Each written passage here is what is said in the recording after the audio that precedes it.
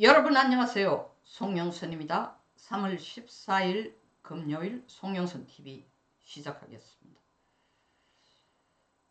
도대체 왜 한덕수 탄핵재판은 선고가 이렇게 미뤄지고 있는가? 2월 27일 최상목 권한대행이 마흔역을 임명하지 않은 것은 국회 권한을 침해한 위법행위이기 때문에 마흔역을 임명 안 한 것은 위헌이다 라는 판결을 내렸습니다. 그리고 그에 앞서 일주일 전에 2월 19일 한덕수 탄핵에 대한 재판이 시작이 되어서 변론 하루 만에 변론이 종결됐습니다.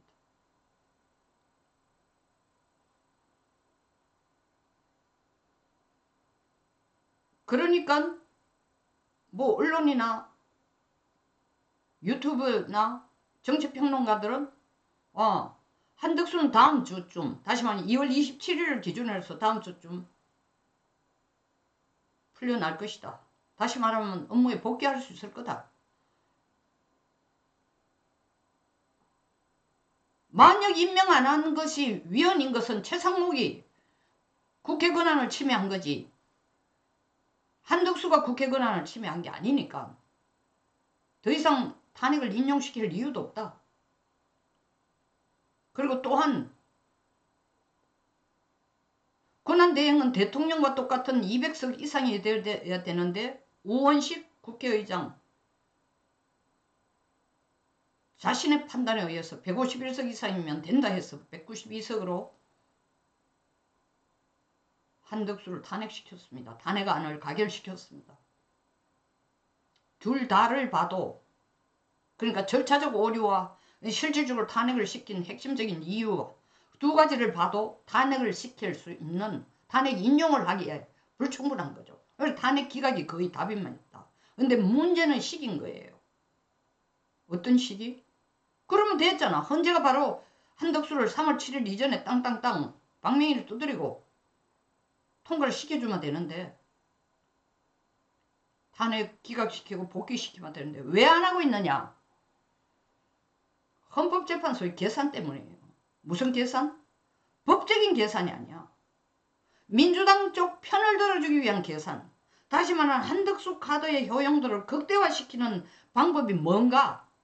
한덕수를 그냥 풀어만 주는 게 복귀시키는 게 왜 답이 아니고 탄핵 내용으로 보면은 재판의 내용으로 보면은 분명히 이건 기각인데 문제는 기각이냐 인용이냐가 아니라 어느 시점이냐. 어느 시점은 무슨 시점이냐.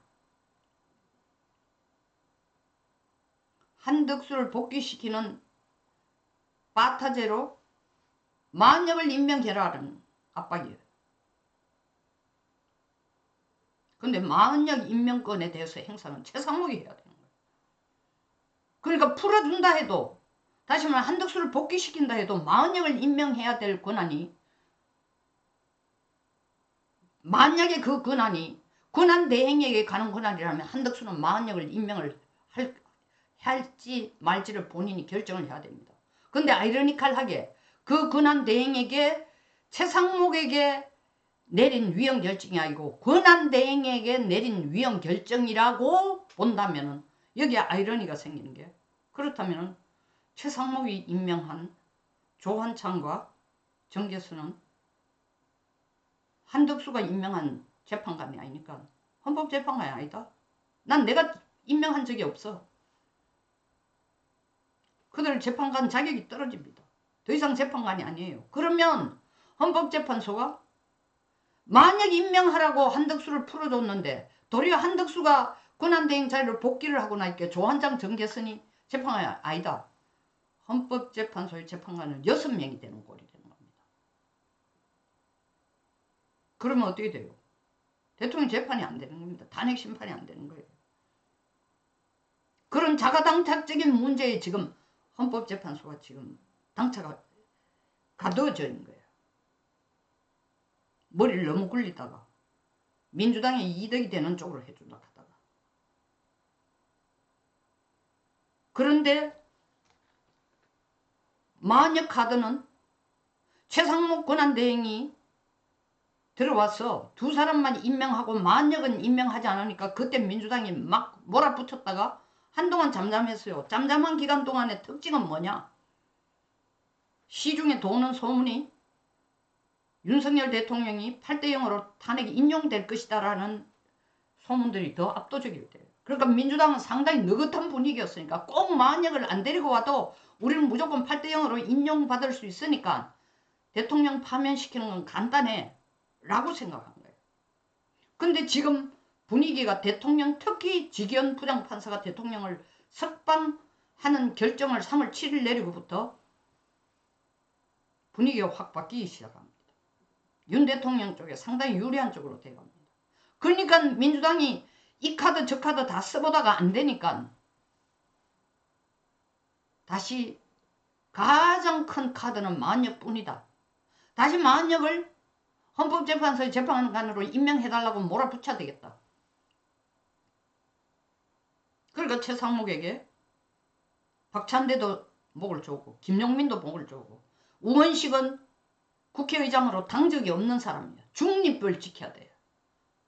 중립을 지켜야 될 사람이 앞서가지고 가장 최전선에 서가지고 지금 만약 임명하라고 최상목을 목을 쪼고 있는 거예요. 그만큼 민주당이 조급해진 거예요. 아 이거 제가 이 방송 하기 전에 앞 방송도 찍었지만 지금 헌재가 분위기가 인용 5 기각 3 쪽으로 거의 굳어지는 것 같습니다 라고 제 나름대로 분석을 했습니다. 그러니까 민주당이 발광을 하는 거야. 그러니까 헌법재판소는 더 응거주춤하게 된 거예요. 차라리 한덕수 권한대행을 3월 7일 이전에 지기현 부장판사가 대통령을 석방하기 전에 석방 결정을 내리기 전에 풀어줬더라면 민주당이 한덕수에 대해서 압박을 가할 수도 있는데 헌법재판소가 이 카드를 붙들고 있다가 지금은 가장 적절한 타이밍에 한덕수를 권한 대행의 자리로 복귀시켜주는 게 언제인가? 그 계산이 굉장히 복잡해지게 된 겁니다. 왜? 처음 헌법재판소의 계산은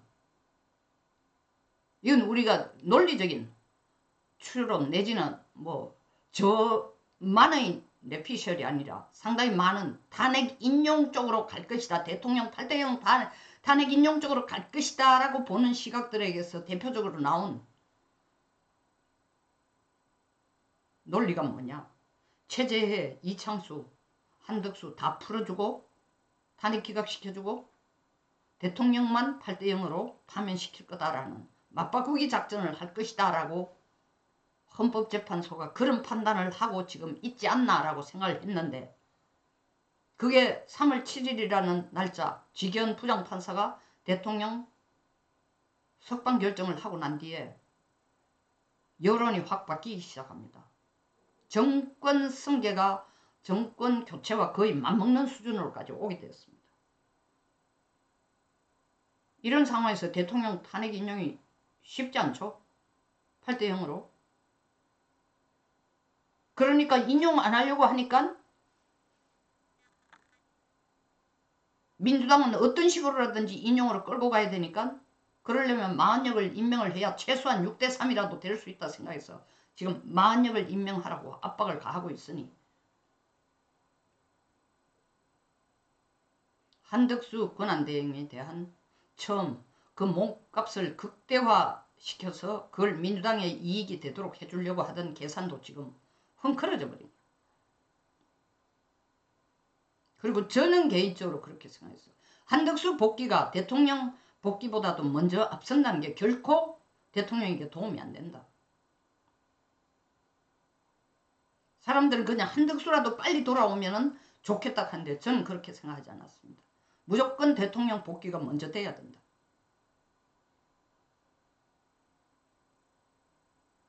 지금 흘러가는 걸 보면은